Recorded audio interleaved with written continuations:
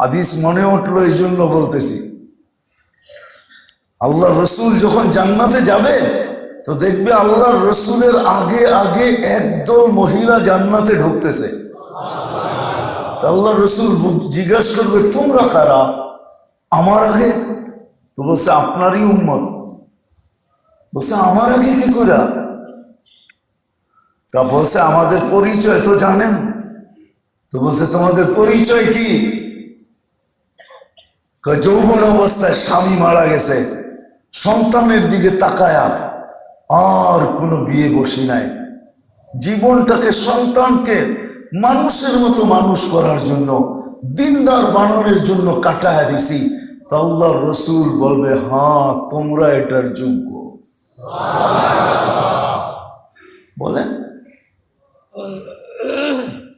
তোমরা এটার যোগ্য।